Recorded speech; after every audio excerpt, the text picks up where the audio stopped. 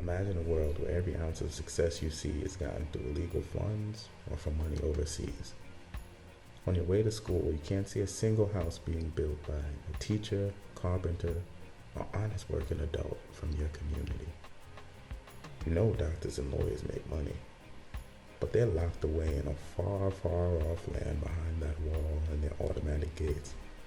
Your only sights into the life of riches is the local scammer or drug dealer that you see daily. Every once in a while, a family member from overseas comes and puts out a show of hype life. What can we expect our youth to see a path in? Why would they strive to look for an honest day's work? Who's doing honest work and they can see doing something?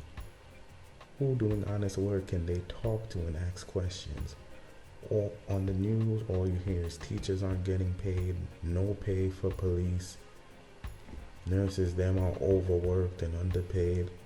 The upper class are in some far off distant land providing no feedback or life advice.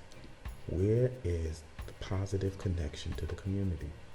Why would anyone choose to struggle and get no reward?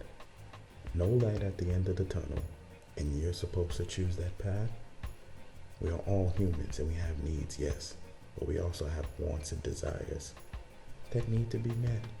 We don't need an extra room on our house. We don't need the luxury car. We don't need the 90-inch flat-inch TV.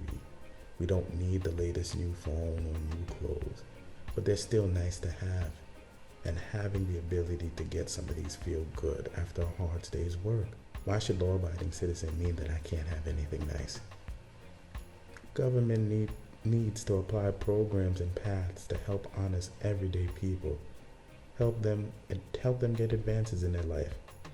Ever try to apply for a mortgage in Jamaica? How about a car loan? Why is it so hard if I go to work every day to advance my life? Why should I suffer and get no reward? Make that make sense.